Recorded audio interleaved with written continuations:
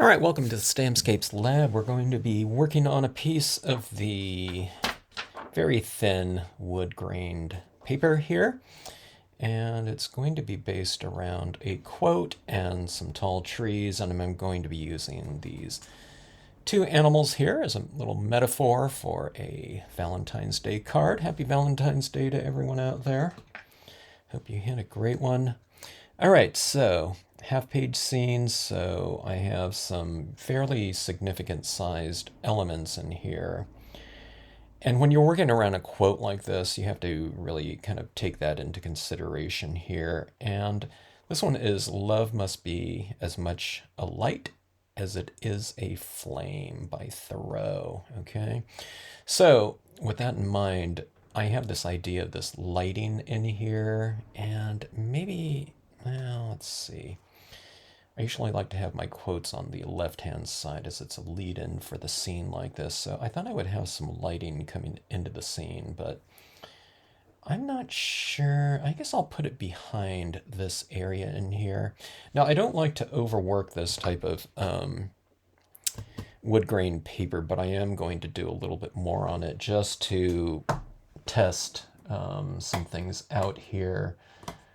And those things are, can we add in, a lot of times I've done like a little orb up here, like a moon or something like that, but I want to test out to see if we can add a few more things into this surface while still kind of maintaining the character of the surface without eradicating a lot of it or too much of it.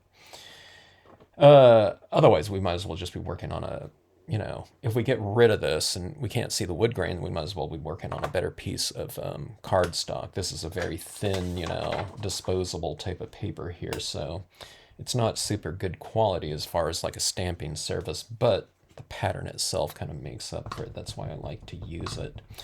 Okay, so this is going to be an area of light, and that's where my quote is going to be. So let's see, let's put right here.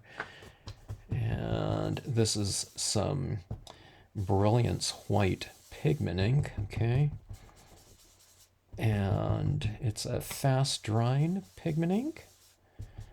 And water-based ink is going to dry a lot faster than an oil-based type of thing. That goes for anything, right? Oil-based interior paints, oil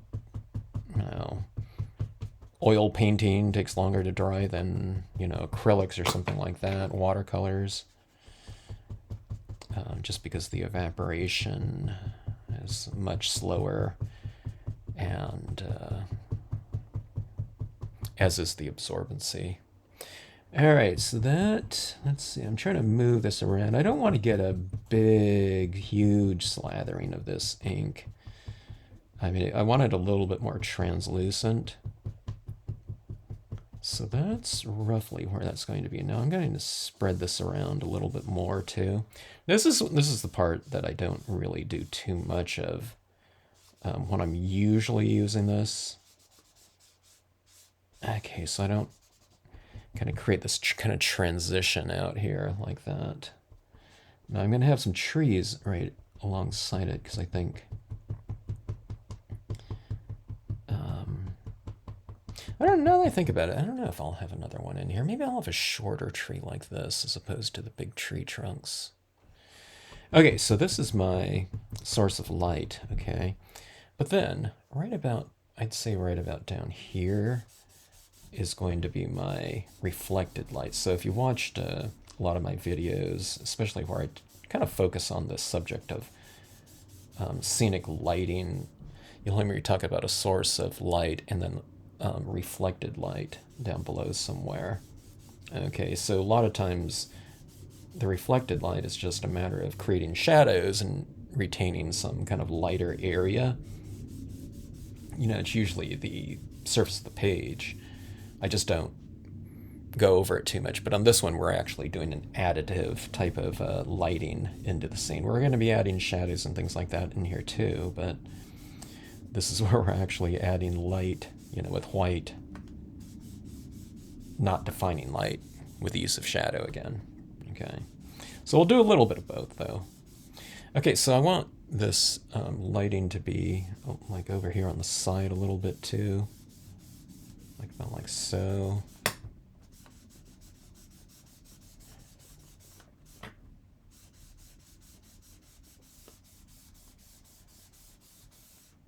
Okay. I'd say that is about right. Maybe I should go up a little bit higher. I'm not sure. Let's see how far these trees will reach. Okay, that tree's going to go. You always want to have this tree kind of going off the top of the page, and just flip it around and make it a much taller one, but it's going to be up there like that. Okay, so I have actually, we're going to go quite a bit higher here. We'll bump this up by about a half of an inch or so. I don't know, maybe a little bit more, 2/3 of an inch. So I'm bringing this up here. But my little kind of horizon line is going to be higher.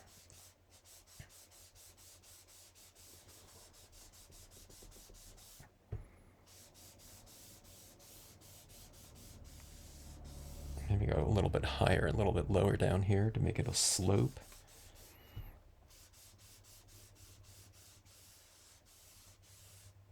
Okay, something like that, I would say.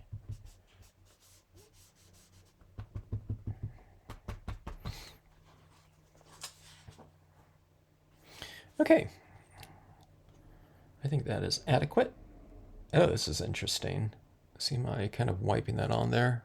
I didn't realize this ink is coming off a little bit. So this is a water-based ink, so it's probably making the surface a little bit wet. And then as I'm wiping like that, it's wiped off some of that yellow. It's a lot more yellowy yellow than I would have thought there would be. Looking at this, I'm going to make this a little bit lighter right here because this is where my little subject matter is going to be. So I'm going to have that extra bit of illumination.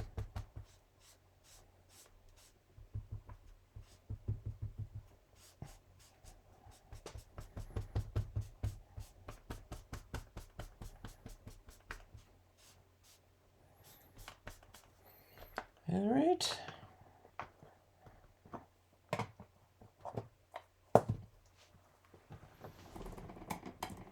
Okay, now for my imagery,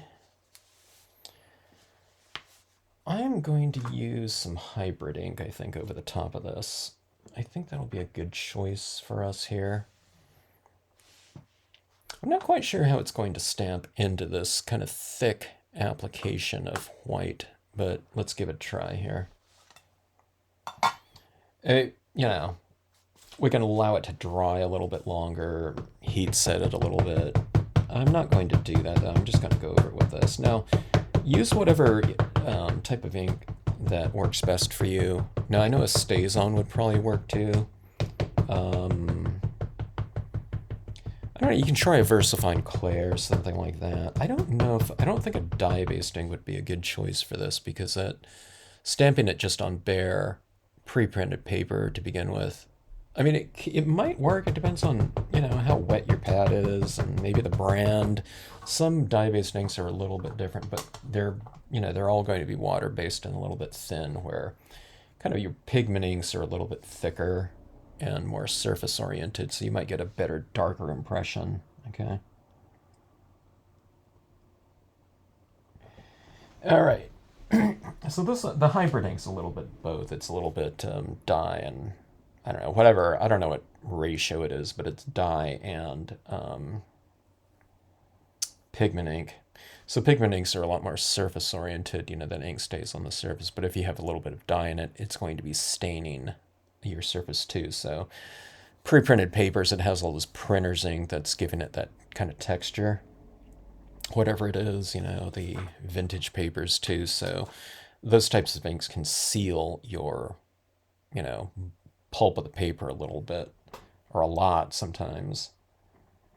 And, your thinner types of inks, or your dye-based inks specifically. Solvent inks are thin too, but they're very surface oriented because once you make the print, it's like practically dry instantly. But sometimes those just dye-based inks don't print to strongly on there. All right, so we have a tree like this. I'm going to frame off the composition with a couple impressions here of the same stamp.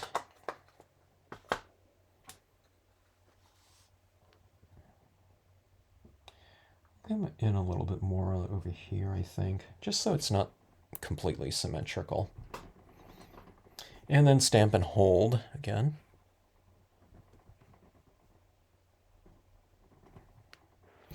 If you need to, stand up and stamp. I have a big, thick, pad of paper underneath. I'm just using like scrap paper.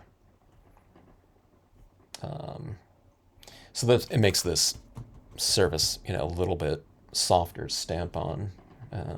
But this is a fairly big stamp with a lot of surface area on it, so you want to get a good amount of pressure. So like I said, you can use leverage and, just stamp it like that. Okay, I think I got a little bit of a mark right over here. I'm going to be using some foliage up here anyway. Okay, so there's the tree trunk. Now I'm trying to think if I want to use my other... I think 3 tree trunks would be a little bit too much on this, so I might want to vary it a little bit. Or I thought about going with maybe, a different, like a pine tree or something like this. But I think the tree trunk trio will work. I often use these same stamps together. The tree trunk and tree trunk trio. But I'm getting some really good, pretty dark impressions on there. I don't expect to get a full, really super dark black impression, but these are about like a 90% gray. On this paper, that's I don't know, that's the best that I can kind of hope for usually. And I haven't tried like a VersaFine clear, I don't think. I need to be careful I'm touching this. I think I have just so much paper underneath my...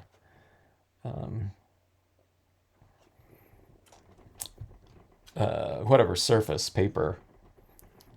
So much of this pad paper, that's raising this up a lot more than I'm used to. I've had a lot of scrap to use.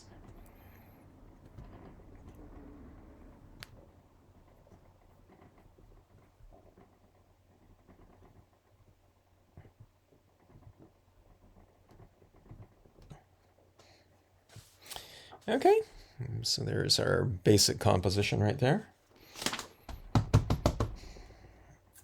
And then, let's see, should I go for my quote right now? I guess we might as well. And I'm saying that because I'm going to be working some imagery, I think, around it. I was thinking about adding the cloud right in there, just to make it look like a little bit more lighting is coming from within, kind of a break in the clouds. So I think I want to add this in right now so that I can see where I'm, positioning those cloud stamps in here. So I'm going to have to go down a little bit lower here than I thought I would. I should, maybe here. I'll add in a little bit more white ink down this way.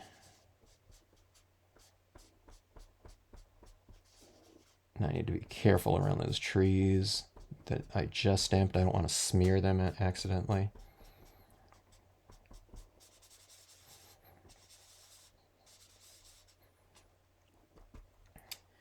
All right. You can always make some adjustments accordingly.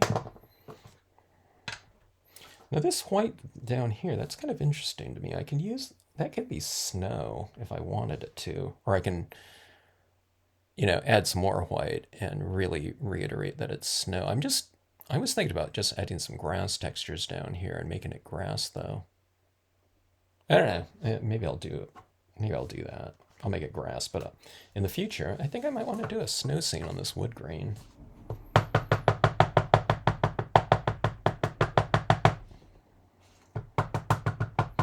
Okay, so for my quote stamp, I'm using the same. I'll be using the same hyperdink for all of my impressions.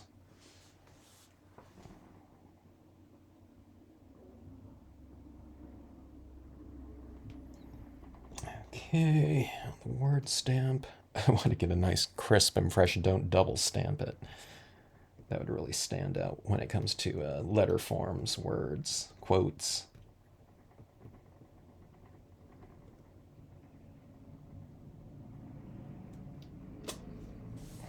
Okay, so I have that light right in the lit area.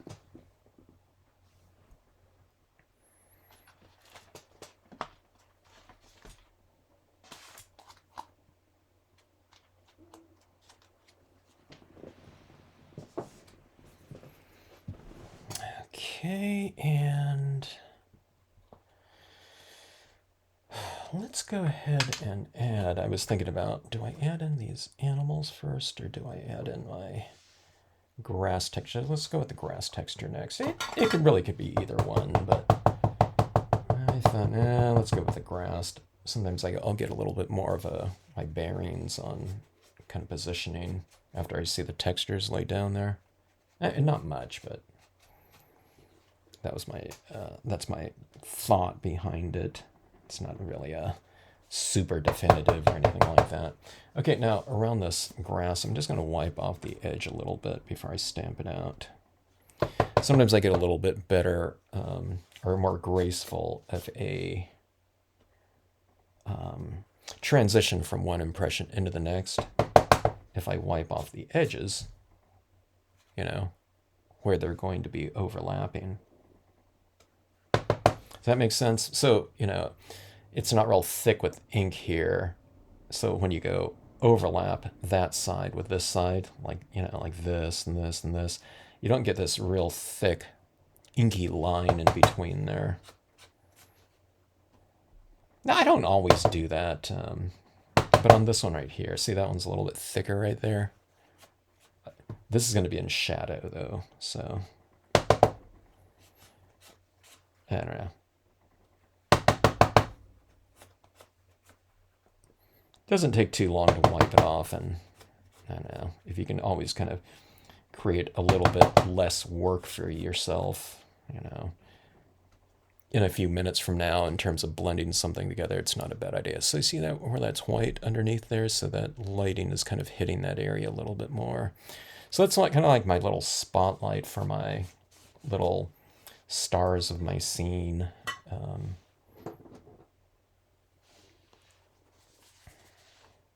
It kind of puts them into the spotlight. You can see this, picture it as being like a stage. A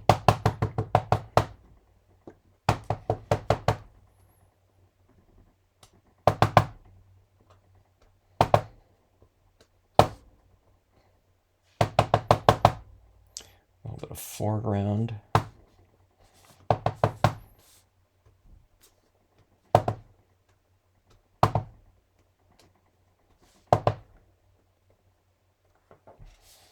So it's a little bit heavier on the left and right side and a little bit open like this. I always leave myself an opening to enter my scene.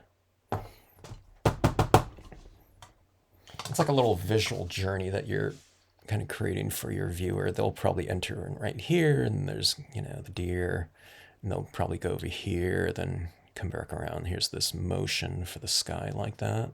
See those like horizontal lines? And then you come back around this side. And then this is kind of framed off like this, so you're letting them in like this, so people can kind of take this little bit of a visual, like a little visual journey. It's like a little ride that you're setting up for someone.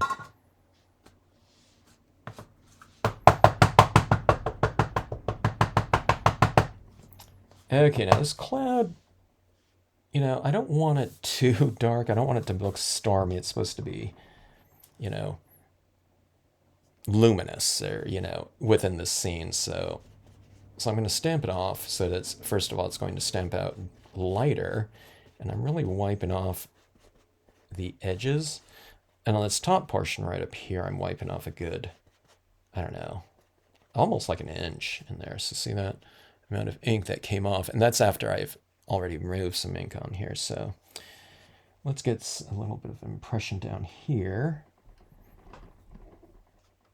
Like that. Okay, so it's really light. I wanted it a little bit darker. And we'll do that again here. I was kind of being conservative again. You know, it's better to have it a little bit too light than like way too dark, or a little dark, I would say. Okay, and we'll come in from the top like this. Now I am going into my quote a little bit, but hopefully I've wiped off enough ink in there. Okay, so hopefully you can see that little cloud up there like that. So it looks like the cloud is, you know, the lighting is coming through there. I'll put another real light one back there.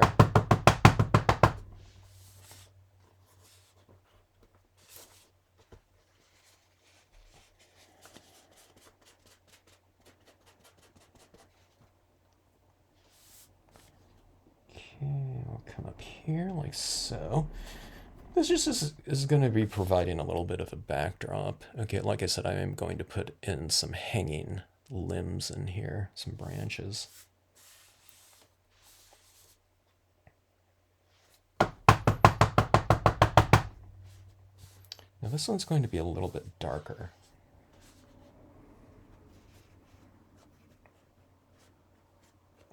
Because I'm putting it right on the edge like this. It's just in a small area. Like about like so. And I'll put another one right over here.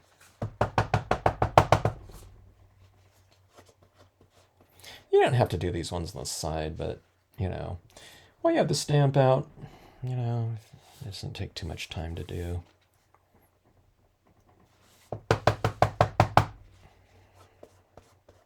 So see this, I'm kind of closing in my composition a little bit from a textural standpoint. Okay.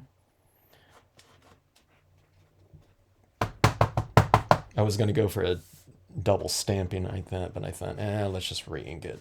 It doesn't take too long to do because there might be kind of an uneven amount. So if I stamped it there, and you know, there might be like a break where, you know, it's been stamped out twice before and 3 times on the next one. I thought, let's just re-ink it and not be too lazy. Okay, so see that I'm kind of pointing my clouds kind of in the direction of the light like that. So I stamped it like that, and then I came around like that. You can even do another one like that if we want to, but I have my deer that I'm going to stamp down here, and I want those to be, the silhouettes of them to be really nice and clear. So here's my deer like this, and this deer will be right here, and there's our kind of Valentine's Day. You know, I don't know, whatever visual kind of, I don't know if it's a metaphor, but symbol. Okay, that's more of the term that I'm looking for here. These are symbolic here. Nature, you can use nature for basically any type of mood or occasion. Like you could get a, you know, a cap and gown or something like that for someone that's graduating or something like that. Or you can stamp like a mountain or something like that. You know, something that someone's, you know, you'd look to, kind of aspire to, or something like that. And that could be, you know, symbolic of, you know, achievement or something like that. Or it could be a path, you know, or something with someone standing at the top of the, you know, high point for that. People don't, you know, I mean, we can, you know, you can absolutely do something with hearts for Valentine's Day. You know, I used to design some Valentine's Day types of scenes, you know, or imagery, you know, for Stamp of the Hand, and had hearts, you know, for Valentine's Day. But, you know, you can do 2 types of things. One of the things I usually did was not in the scene like this, you know, where we already have 2 animals, but like in a sky scene, I would do like 2 of my eagles soaring together. But I've done that one already too much, you know, for anniversaries and Valentine's Day. I have to change it up here a little bit. You know, 2 ducks, you know, swimming in the pond together. You know what I mean? Any 2 animals like that. You know, no, I wouldn't do 2, you know, probably wouldn't do like a, you know, I don't know, like a lion and a gazelle or something like that. But yeah, that'd be a Valentine's Day card of a different sort. But you know what I mean? You can do all kinds of different things. Okay, so we have that right there. Now we need to kind of frame this off a little bit more. Let's go with, I'll go with my oak branch here, okay?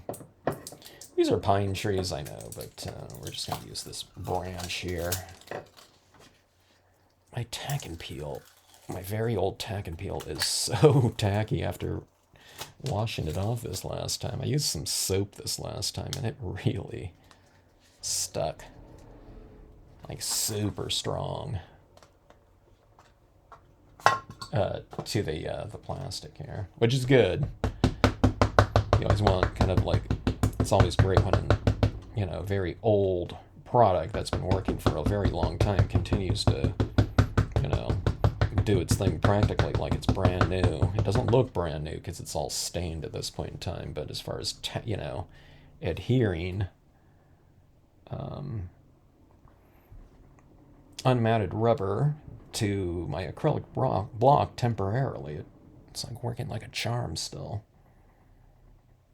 I was watching some videos on I don't know, I think it's LG or something like that, the maker of different appliances, getting sued by customers for all their units breaking down. They contend that it's kind of all engineered into the systems where it purposely breaks down shortly after warranty. So a lot of these things are breaking like before the warranty, and people are submitting their warranty claims, and then they're getting denied, and the repairs don't work, and it's just really putting out some bad quality stuff. But these companies, a lot of them don't want their products to be lasting for 20 years because they might get a loyal customer, but it's one that's not really buying their stuff very often. So I like tack and peel. It's probably been working for 20 years, and it's like still like brand new. But I have bought like 3 packs of it or something like that, because I have 2 packs on different size blocks, and I have one entire block with one whole piece of tack and peel right here on this one for my really large stamps. Okay, stamp and hold again. Okay. All right, so we've created a little bit of a covering on this. It kind of brings in our focus in here a little bit more. We have our lighting going on in here.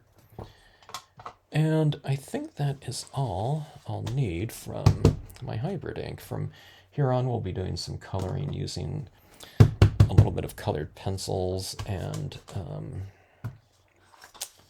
maybe some acrylic paint, maybe a pastel pencil, a little bit more. We'll see. Okay, so the first thing that I'm going to do, and I can do it with I have this Conte crayon pencil that's been working really good for me. But I'm thinking just a black Prismacolor to create a little bit more shading. Okay, so the black Prismacolor.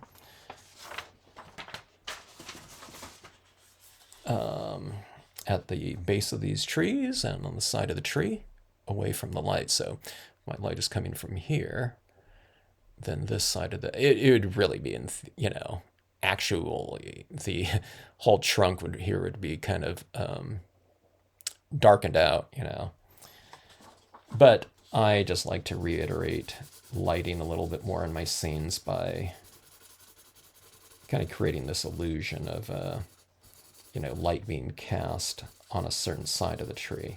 Okay, so if the light's coming from here, this side of the tree is going to be illuminated. So I'll darken up the left side of it like that, okay? Opposite on this one. So this side of the tree is going to get darkened and shadow like that.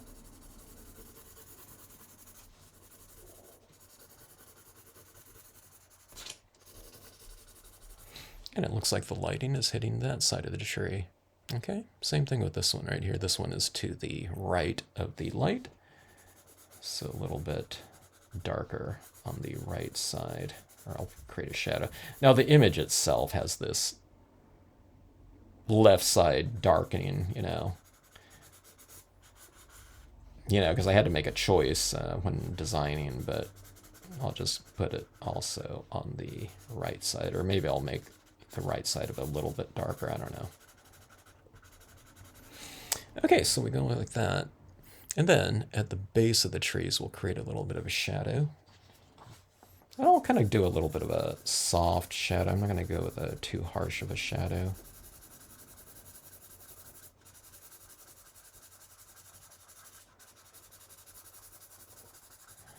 And what you do is when you add these shadows at the base of your objects, you really kind of anchor them down into the scene, okay? So here's our light like this. So our shadows will be going like roughly at this angle here, okay? I like to get my bearings like this a little bit.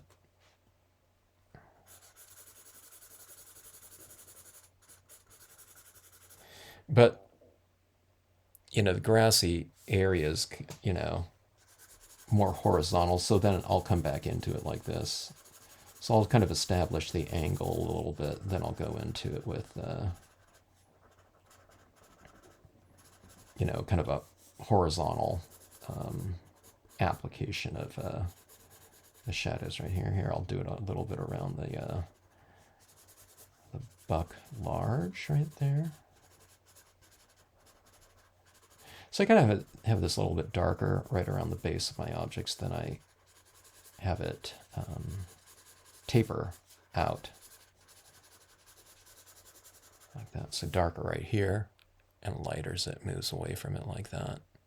I mean, I could have it go like all the way down here, but like I said, I want to do kind of a little bit of a softer shadow.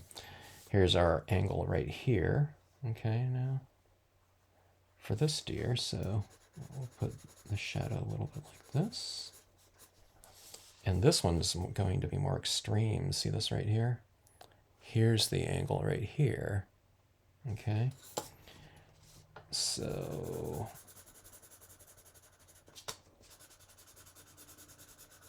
I gotta come out here a little bit too, but for the most part it's kind of that space right there, okay?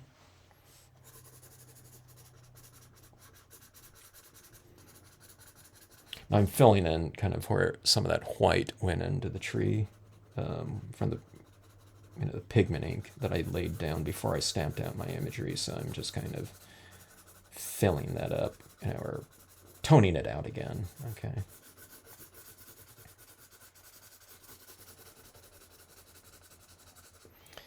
So I go like that, kind of strengthening the shadow a little bit more. About like so, and this one over here, darken it a little bit more. The darker you make your shadows, the lighter the light areas are going to seem by contrast.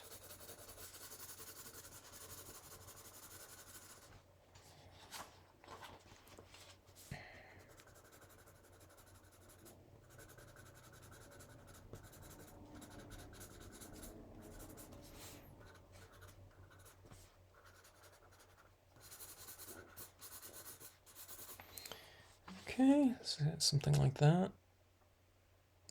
All right, let's add a little bit of tone into the scene. I don't do a lot of coloring in my wood-grained scenes in here, okay? Again, I like to have, some of that wood grain showing, throughout the piece. I mean, it's the whole point of kind of using it, right? Now, I can't see too much of it down here, but again, if I filled it up really solid, I wouldn't be able to see very much of it at all. So we have it up here in the sky, so I'm just going to add a little bit of a tinge of this kind of warm greenish colored pencil in here. I start off very light, then if I want to go with something darker or more intense or something like that, then I can always do that. But this is kind of just a dull application. It's not too dull. I mean, this is still has some yellow in it, you know, for warmth. It's like a warm green. Okay, but I still want to retain some of that white of that lighting, you know, because it's a white light that's hitting this area in here.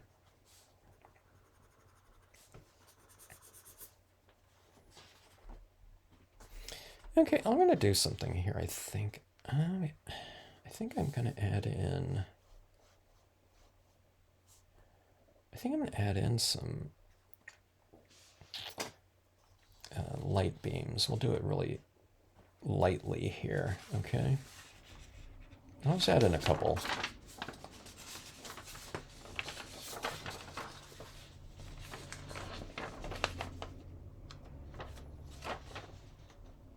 Or do I want to? Yeah. This isn't very bright in here. It's kind of dull, but I was thinking a couple of like thin beams kind of going in here might be kind of interesting. Yeah, let's go ahead and do it. I'll just have it very faint though, you know. Okay, so this is kind of the center, like that G right there is kind of the center of yeah, my light source. Okay, let's go ahead and go with the brilliance. So we're not quite done with the brilliance white yet. Let's see, do I have my, yeah. Okay, like I said, I'm gonna do this kind of lightly. So I'm putting it in front of that tree a little bit. And we'll have it going across some of the imagery right up in here.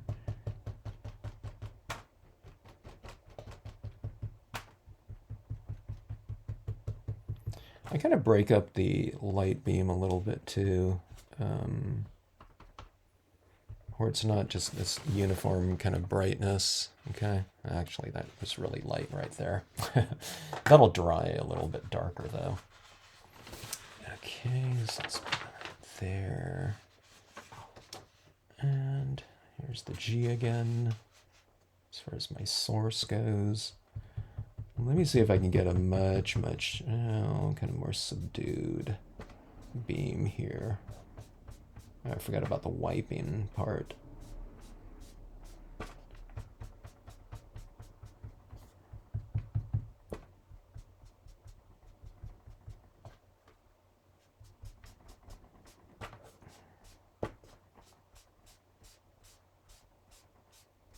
I'm kind of wiping it right over a part of that trunk, not over the whole thing. I'm using these 2 pieces of paper towel as two pieces of blank paper as a template. So I just kind of did that little mark like that right above it. And then let's do this. I'll have the beam coming from back here. I'll have it going in back of this branch right here, but in front of these two, okay? I'll go with that G right there, and I'll go with a little bit more of a kind of a wider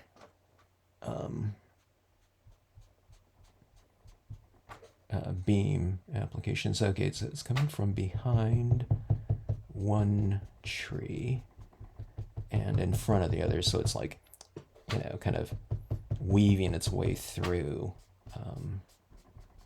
you know, the imagery, you know, the trees. It kind of gives the scene a little bit more of this illusion of kind of dimension and, you know, three-dimensional whatever space. All right, let's get this over some of this tree right here. And again, I kind of have this taper off a little bit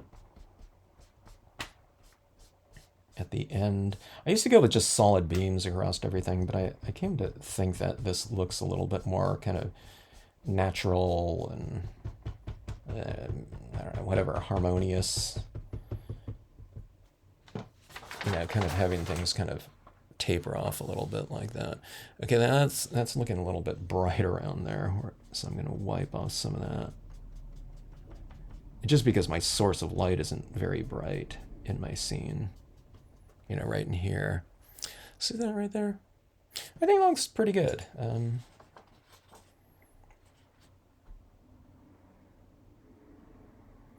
I'm just seeing if I want anything else. But I think that looks, I don't know. I don't know if I've done light beams on this wood grain paper before, but I think it looks pretty good. Again, I didn't want things to look too busy. Not that the wood grain paper makes it look busy, but I don't know. I had wondered. Okay, let's add in a little bit of extra highlighting in here. I have my tan paint pen here. Here's my white one too if I need it.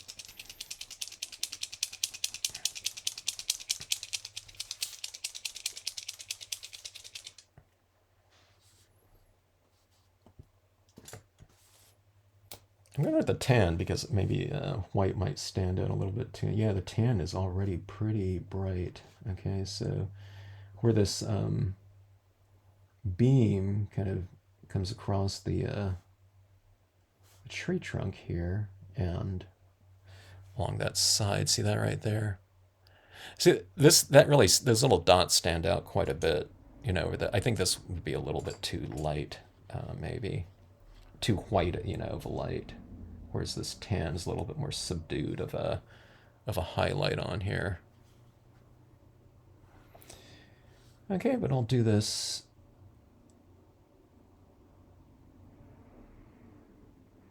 I'm not doing it only where that beam is, but I'm kind of emphasizing where that beam kind of, you know, intersects the objects, you know, in its way, in its path.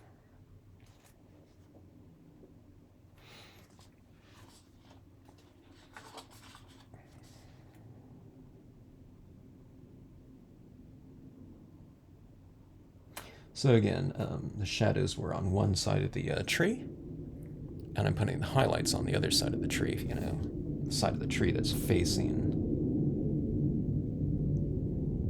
my light source. Now this one right here, I mean, you know, a tree on the left side of the scene.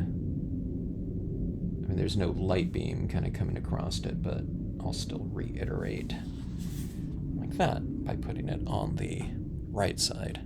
Okay. Let's see. Sometimes I'll use little dots, but I will use line here and there. But see, I kind of try to break it up a little bit. But you know, it's really kind of, it's really making things, the lighting in the scene kind of, you know, look much more sparkly, I'm finding here. And we'll put some down there.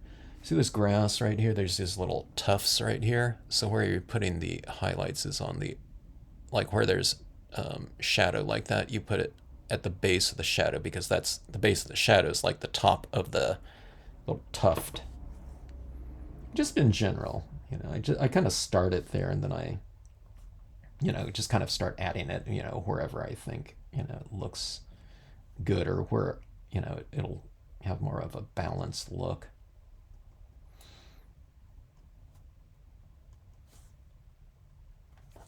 Okay, so see that lighting kind of in there, it kind of makes it look a little bit more sparkly. I don't know if I want to do it on the clouds back there or underneath here. You could, but I don't know, they're so subdued. I don't know if I really want to do that. I really like the way this is coming out here, though. Okay, I'm going to add a little sparkly kind of green, I think. Because remember, this is kind of the green that we used in there as well. It's a very subdued green, but we'll add a little bit of that as well.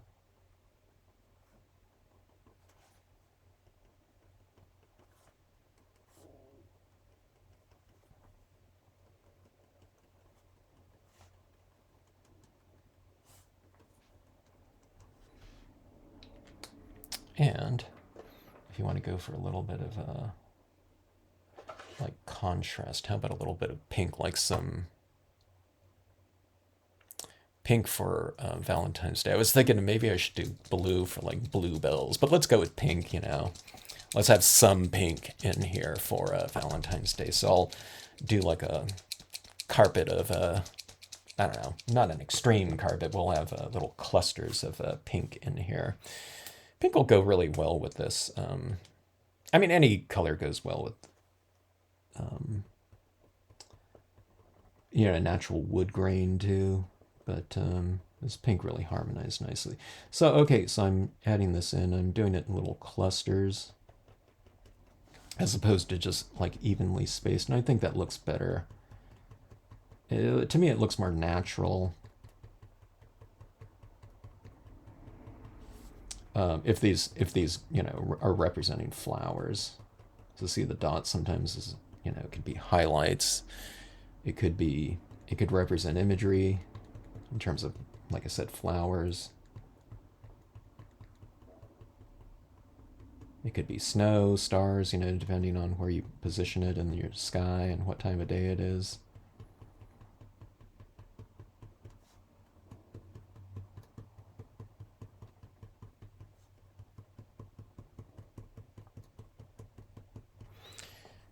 Okay, so hopefully you can see this all. Like you might not be able to see each dot, but I hope you can see, you know, those little kind of tonal changes in there with the pink.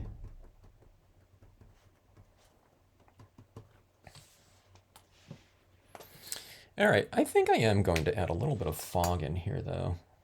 I do like doing this in my scenes, and I don't know if I've done it too recently. Maybe.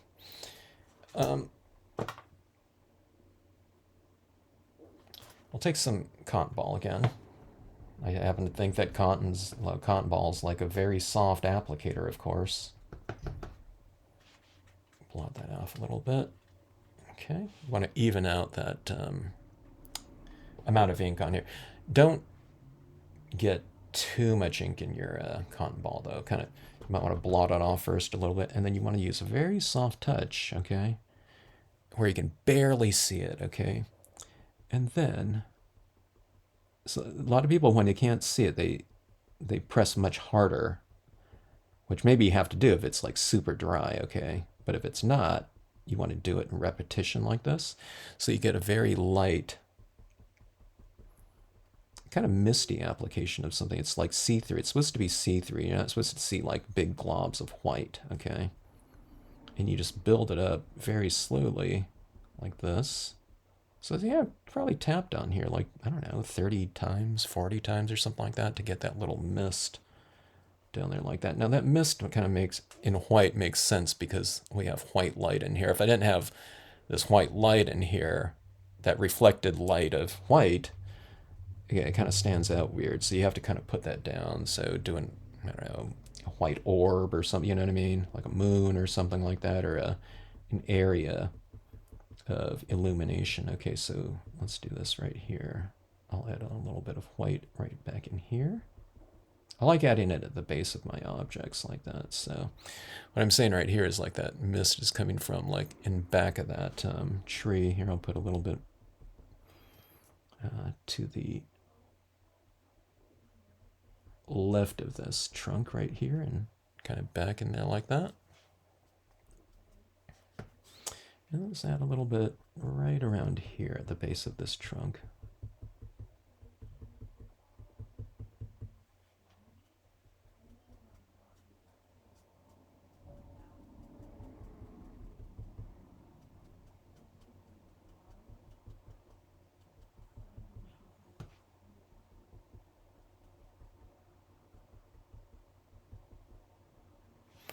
All right, so kind of at the base of these trunks right here.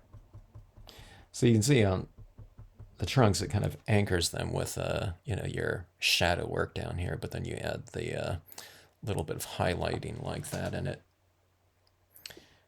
it kind of, it varies the trunk. It makes them look a little bit more three-dimensional, like something's like coming around it. So you're kind of enveloping, you know, some object, with a little bit of mist, and I think it looks more, oh, I don't know, varied instead of just one solid black impression. You could do that, for a really super fast card. You don't have to do any of this type of shading, but if you have time, it's really kind of fun to add it in like that. Okay, so I'm going to get this mounted up. I'm going to spray seal the back of it. Or not spray seal, but use a spray adhesive. I'm going to tack this down to a piece of the, I don't know what, like, I don't know, yellowish, beige-ish kind of paper. I think white would be a little bit too much. That's a little bit stark like that, in terms of white. So I think something like this would be good. And then I'm going to put it on a piece of my gold foil. So it'll be something like this. Let me take a look and see. Maybe something like this right here. And it'll give it a little bit more of an elegant look, appropriate for a Valentine's Day card. All right.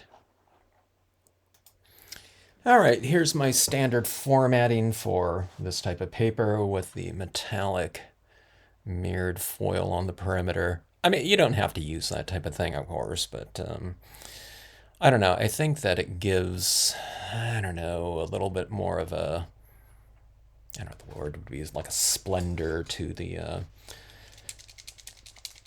this type of paper, which is a very inexpensive, cheap paper. I don't think it looks cheap, but it's pretty flimsy as it's a disposable type of paper. But I was looking at this, and I really like these beams coming in here, but there's a little bit of a muted look down below, so I am going to use some of the white.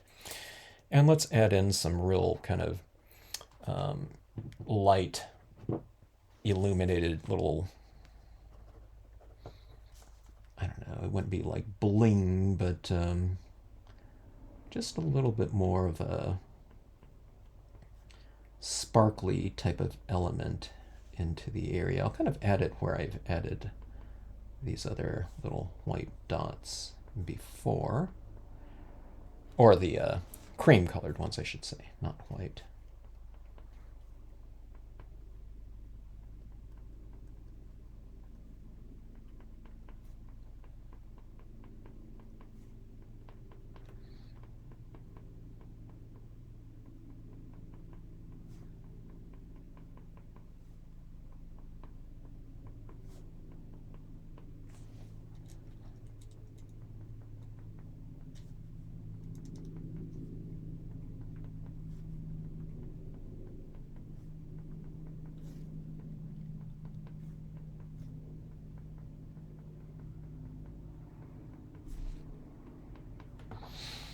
So those little dots down there kind of, I don't know, it kind of brings the area to life a little bit more. I think that's enough on the trees, though, as far as that illumination goes. So, all right.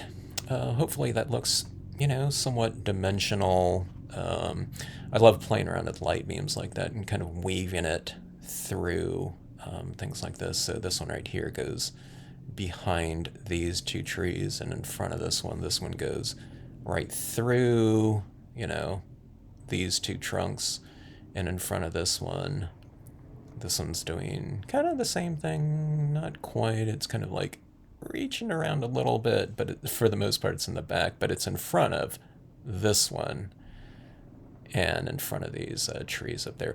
So it varies this. It was looking a little bit monotonous up here with the overhanging limb kind of going in here, so I've kind of put this beam right across there so that these overhanging kind of tree limbs look a little bit different from, left to right side in here.